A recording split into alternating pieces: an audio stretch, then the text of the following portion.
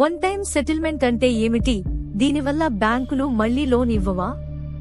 One time settlement అంటే పేరుకు తగ్గట్టే ఒకేసారి ఏక మొత్తంలో చెల్లించి చేసుకునే పరిష్కారం ఇది.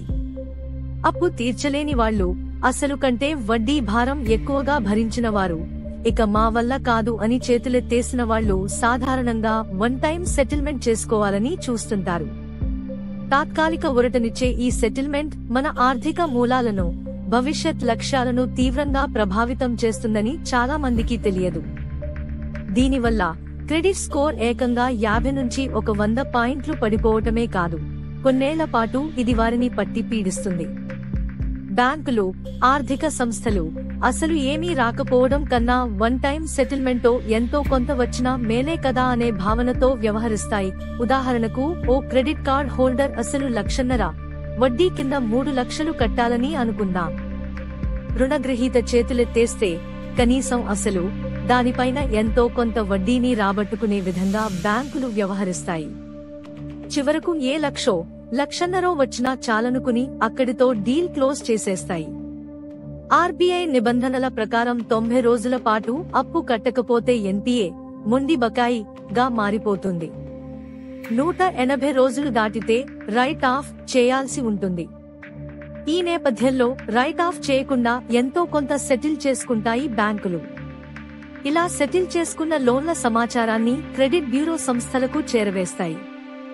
భవిష్యత్తులో ఆ వ్యక్తికి అంత ఈజీగా మళ్లీ లోన్లు పుట్టకుండా ఈ వివరాలను తెలియజేస్తాయి.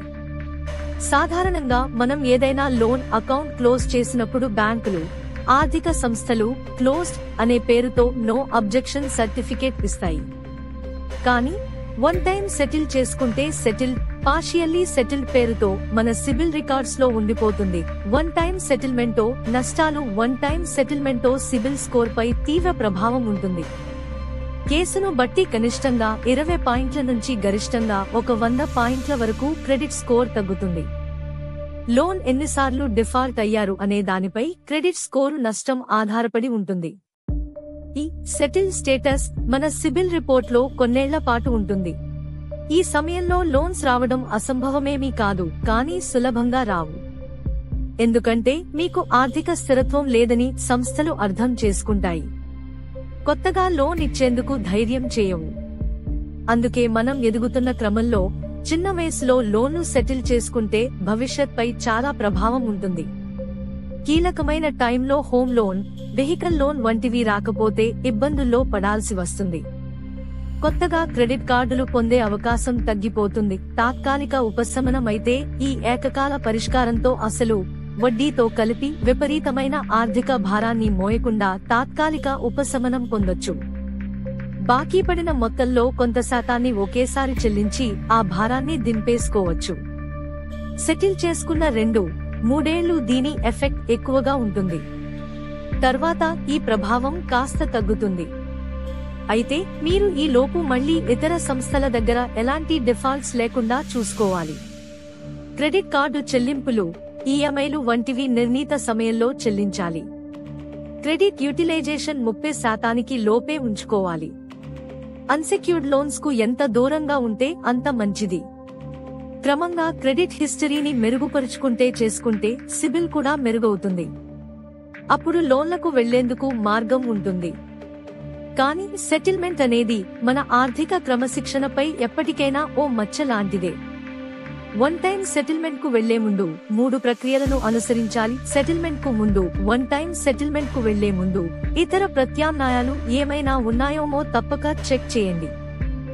సేవింగ్స్, ఎఫ్డి వంటివి ఉంటే వాటిని బ్రేక్ చేసి అప్పును తీర్చడానికి ప్రయత్నించండి. సెటిల్మెంట్ కు వెళ్లకుండా ఉండటానికి ఏమేం మార్గాలున్నాయో అన్నీ పరిశీలించండి. వీలైతే బ్యాంకర్తోనూ, ఫైనాన్స్ సంస్థతో చర్చించండి. వడ్డీ ఏమైనా తగ్గిస్తారేమో ఒత్తిడి చేయండి. మీ పేమెంట్ సైకిల్ కు ఎక్స్టెన్షన్ అడగండి. లేదంటే క్రెడిట్ కౌన్సెలింగ్ కు వెళ్లి ఇతర మార్గాలు ఏమైనా ఉన్నాయోమో అన్వేషించండి. ఇక గత్యంతరం లేదు అన్నప్పుడే ఈ మార్గాన్ని ఎంచుకోండి. సెటిల్మెంట్ టైంలో సెటిల్మెంట్ తప్పదనే నిర్ణయానికి వచ్చాక గరిష్ట ప్రయోజనం పొందేలా చూసుకోండి. ఎంత వీలైతే అంతగా బేరమాడండి. అప్పు, వడ్డీ భారం ఎంత తగ్గినా మంచిదే కదా. బ్యాంకర్ల నుంచి వీలైనంత ఎక్కువ సమయం తీసుకోండి. ఈ వివరాలన్నింటితో వారి నుంచి లెటర్ తీసుకోండి. నో అబ్జెక్షన్ సర్టిఫికేట్, డిక్లరేషన్ వంటివి దగ్గర పెట్టుకోండి.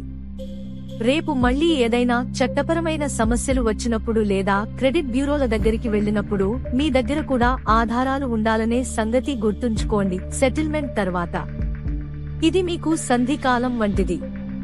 కొత్తగా మళ్లీ లోన్లు రావడం సులువు కాదు. మీలో మార్పు రావాలి.